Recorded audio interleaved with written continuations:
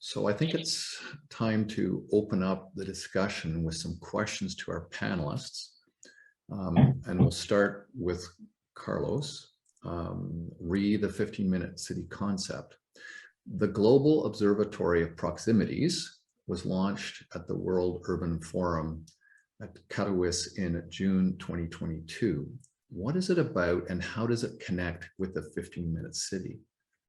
Yes, this is a very good question because the Global Observatory of Proximities, this is a great initiative we launched in June during the latest World Urban Forum organized by United Nations Habitat, the C40 City, UCLG, and Smart City Expo World Congress. Why? Given that the 50-minute city, 30-minute territory, have been becoming a global movement. We consider that it is very important to federate this ecosystem. And the Global Observatory of Proximities, this is a virtual alliance for developing 4 axes. First one, to share the different best practices on 50-minute city, on happy proximities around the world. The second one, to federate the academic and research work, because we have today a very large community around the world as researchers and scientists. The first one, to launch different initiatives for reinventing cities with proximities, for developing local experience, for developing new concrete projects. And last but not least, we wanted to continue to develop this work on indicators. We need to develop these new scores. We need to develop new methodologies. We need to develop this alliance between this powerful vision and the new digital tools. Of course, I wanted to invite you to follow the work of the Global Observatory of Proximities. In September, we will launch probably our website and to join us to take part in this global movement for developing more and more happy proximities around the world. Thank you, Carlos. And a question now for Philippe, re the challenges. What do you think are the biggest challenges and obstacles for implementing a 15-minute city planning framework? Well, let's say it's probably it is not homogeneous. The city is a complex system, like a metabolism. This is the image that we use very much. So the more you can have public transportation that will multiply the connection, where you have hubs, where you build this polycentric, vibrant 15-minute neighborhood. I mean, it started, I think, with the public transportation, and then as Carlos explained, the fact that you will develop this idea of chronotopia, of using the same building for various functions, so that you don't need to move to another neighborhood to find what you're looking for, and also of enjoying, learning to live. That's more in the imaginary. But the basis that is the difficult is if you don't have the mass transit to go from one neighborhood to another one, then you're still stuck with your car. And that's what in the Grand Paris, in France, we try to do, is developing this new subway to connect the suburb, because if you don't have that, then there is no way out. You are in the pendular modern city, and so I think that's probably the first step. Mobility is the key first step to move to this 15-minute connected neighborhood. So complexity and the ubiquity of the car right now are really big hurdles that we'll have to deal with going forward. A question for Philippe, or sorry, for James, regarding implementation. If I were a mayor and I'd like to help my city move in the direction of being a 15-minute city, what would you advise me to do? Thank you. A great question. And I think it goes baback to the point I was making earlier. May or may not have a transport system. may or may not have policies in place, but they all have rights of way. They all have streets, and they can all begin to rethink those streets. Back to your slide. Back to my slide, exactly.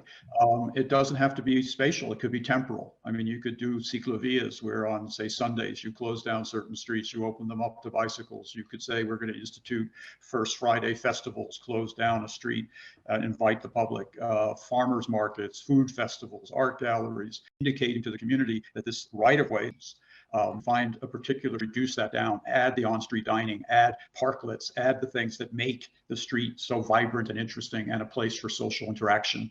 I agree with Philippe. Public transport, I think, is essential to the whole concept of the 15-minute city, particularly the constellation of 15-minute cities. But public transport takes a long time to implement. So, you know, I would say that to any mayor out there, there's something you can do, even if you think you're starting from, you know, not the greatest position. Well, there are a number of mayors listening, so you may get a phone call or email after this, so be prepared. That would be great. Thank you. And a question to Sweta, important opportunities. Sweta, what do you think are the key opportunities that the 15-minute city framework provides for cities? James has talked about, just started talking about them. What do you think? Okay, so building on the conversation and the research that I have been doing, one thing is, like Carlos mentioned, it's not a copy-paste solution. The biggest opportunity that the 15-minute city provides us, and which we're already seeing, is city mayors and officials or practitioners are taking this model and retrofitting it to their context. And I think that is like the biggest opportunity that we have to make our communities and neighborhoods and cities in totality more sustainable and connected to each other. That's the first thing. Second thing, the opportunity that we have here is, you know, currently as we are sitting here, UK and France is going through, or European, you know, continent is going through a big heat wave, and, you know, climate crisis is real. And as we speak about the 15-minute city and we make connection between space and time, the relationship between these two and what James just mentioned about making it more transit focused is going to help us fight that you know, war that we are going to have in the future. And lastly, before I conclude, one opportunity that we have is, up until now, in the urban planning or design construct, we did not have a quantifiable measure, whereas time being a quantifiable measure is going to help us connect the threads between the qualitative aspects of planning to technology. And that is what this model helps us achieve as of now, while we are in process, but also I believe in the future, it is going to make things a lot more better. Thank you. So seeing the 15-minute city framework's a lever to improve some of the key metrics and qualities of a habitable city. When we were planning this summit, we reached out to mayors around the world for questions, thinking we'd get a few questions. Well, we got dozens and dozens and dozens of questions from dozens of mayors, which was very exciting. And we've chosen a few, not because they're the best, but because they seem representative and very related to our conversation. So I'm going to pose a question of the panel as a group, so you can dive in. We have 15 minutes left, and the question comes from Agnes Haseo, Mayor's Advisor, Taipei, Taiwan. Her question is, in the post-pandemic era, we have witnessed the salience of community with respect to social support in our urban life. In this regard, the 15-minute city model in East Asia is to reshape a more friendly and intimate socioeconomic and cultural infrastructure in an urban community at the phase of urban regeneration. Given that, Agnes was wondering, is it possible for speakers to shed some light on the experiences or vision of adopting 15-minute city model in our time of post-pandemic, especially many metropolises such as Taipei that are currently under the sway of or in process of urban regeneration. So who would like to dive in? Carlos. Yes, thank you. just a short intervention for allowing possibility for each one to take part. In my opinion, today, the most important point to the 50 minutes or 30 minutes territory is to be aware that this is a new methodology. Philip said that this is a new urban and territorial narrative. And we wanted to inverse this traditional narrative of the modern urbanism based on often and to build, to install, to develop more and more infrastructures for going further and faster. And in fact, in our vision, in our discussion of a lot of mayors around the world, we proposed this new vision of urbanism based on services and uses. For that, our proposal is based on this idea of to define around the 6 essential urban functions: to live, to work, to supply, to care, to educate, to enjoy.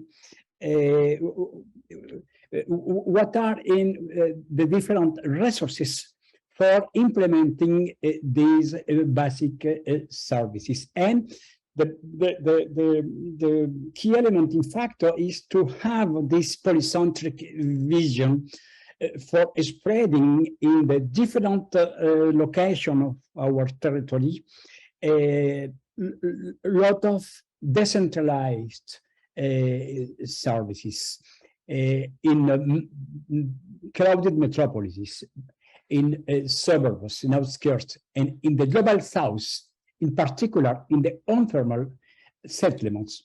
We have this possibility for developing a new trajectory, a new roadmap. I said to the mayors, this concept is not a magic wand for transforming several decades of centralized urbanism, of segmented cities, of fractured cities, into livable cities in just a few days, a few months. This is a new roadmap for deploying our investments differently.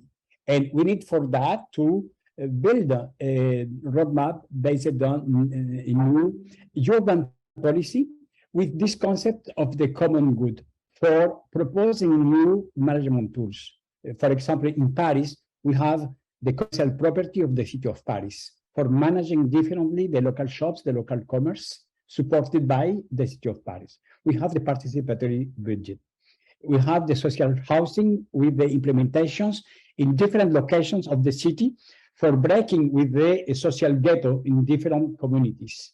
We need to deploy the new tools for fostering the decentralized working in the era of post-COVID. But in all cases, the common point is to transform our vision of the urbanism, not more based on powerful infrastructures, but to base it on the completeness of services and uses for all citizens, for citizen dwellers in our city. James, you advise mayors. What do you think? Sorry.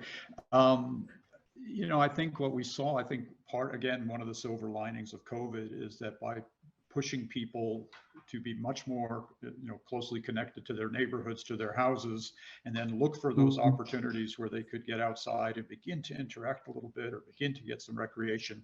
I mean, the world is very different to a pedestrian walking on a sidewalk than it is to someone driving in an automobile at, say, 70 kilometers an hour. Again, one of the purposes, the primary purpose of a city through history has been to provide access. And I think through the 20th century, we assumed access meant mobility, mobility meant cars. But I think what we've learned again in the last few years is access is a very sophisticated thing. Right now, I have access to people all over the world, and I haven't left my house. I can have things delivered to me that historically I had to go to the store to get. I can do telemedicine. I don't have to go to the doctor's office. So I think, the 15-minute city is really about optimizing access. Now, part of that is physical. Carlo called it proximity. I say propinquity. If I'm close to something, I walk across the street and there it is, access. But we also have the technology that is providing unbelievable levels of access. And so you could make the argument we should have the best of both worlds. We should have physical proximity combined with regional and global accessibility that is brought on and often a lot by technology. And I think that's an incredible dream where you absolutely get the best of what we know from history. Putting things close together, mixing people together is a good thing, but we also have the best of the emerging technologies that I think really, that's a transformational idea. And then the problem is that dimensionally, cars don't fit into that equation. Either way. It's too big. Either way, they do not fit. So that's a really insightful idea, James, because everyone now in media is talking about hybrid workspaces between Zoom and in person. And there's not much discussion from urban planners and designers about what that means for the city. And so the 15-minute city may evolve, it seems from the discussion here, into a hybrid model of 15-minute city physically. But how does that layered on top of or under this new reality of a virtual city? So I think it provides some very interesting opportunities for exploration. Yeah. One thing I would like to add onto this is, especially in the case where revitalization is happening, 15 minutes or 20 or even 25, time is just a measure. But I think it's also important to understand the quality of the time that is being spent, at the same time the kind of experience that is available for the pedestrian or the cyclist. So the aspect of a place for everyone and the kind of experience that you provide or you have while you're making that journey becomes an important aspect, especially when we are talking about revitalization, and not be just limited to the aspect of time. Thank you. Well, why don't we try another question from a mayor? This is from Barbara Tolbert, mayor of Arlington, Washington, D.C., who asks, we've spent decades building suburbs with mega stores where people think that they're getting their shopping done once a week versus the more daily shopping of a European city. Do the cultural differences in America, and I would probably say North America there, inhibit a 15-minute city design concept? Philippe, why don't you lead with this one?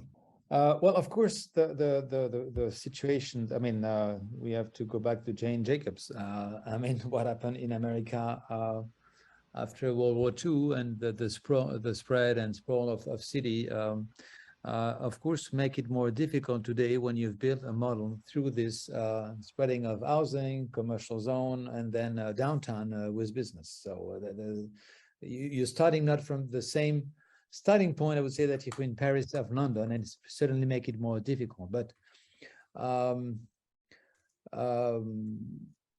to answer also the previous question and this one, I think as a way to attack it, the experience we've had with Paris and the Champs-Élysées, that's taking an example like a neighborhood as a concrete example to work on it is probably a good way to start.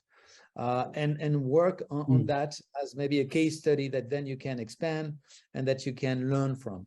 And I think that the 15-minute city is answering one of the key problem is the one of the the narrative and the imagination and the sort of fantasy that you could think of a better world tomorrow. And that was lacking very much before, because it was a vision of progress of car. And as you were saying in the American city, I mean, it was the American dream to have your little house and then the car and the commercial center. So what is a new dream? One, I take the case of the Champs-Élysées as an example because it was a place of promenade, of walking promenade in Paris for 300 years. Now it became a highway. And now the Parisians hate the Champs-Élysées. So, I mean, the relationship between desirability and the car is becoming absolutely clear now. And so what I think on this, once you have this the vision of where you want to go, I think we need more way of quantifying things. So what we work on as a scientific contribution is to build a KPI that you can measure things like, what is a sustainable neighborhood, a desirable neighborhood, an inclusive neighborhood. build figure and use data to be able to quantify. And then you need a new process. What we try there is to say, let's get together in a completely transdisciplinary approach, including private sector, public sector, scientific and planners. And let's say, okay, we share this objective, we share the toolbox, and then we try to come up with a vision and implement it and see by test and learn if we go in the right direction. And we do that very quickly because we need to do the thinking and doing at the same time. We have no more time to have research on one side and then doers on the other side. We need to take a case study, work together on thinking and trying at the same time with this objective, which is a nice one, to have a 15-minute neighborhood, and then you can expand.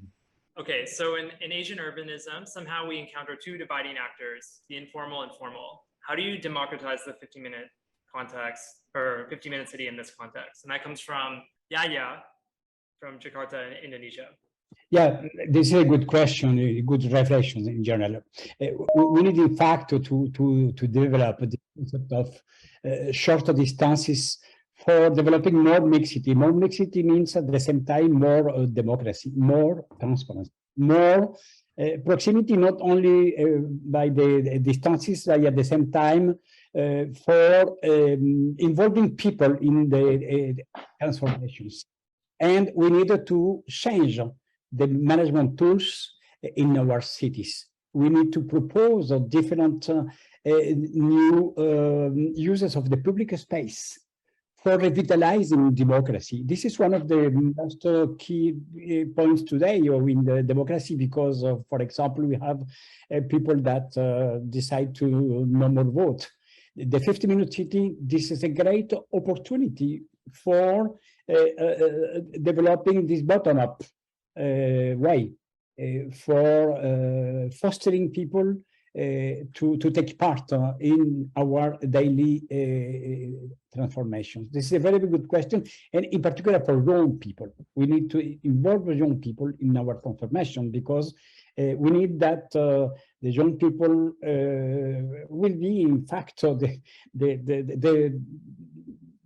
leverage for having access to a different world, because our world today is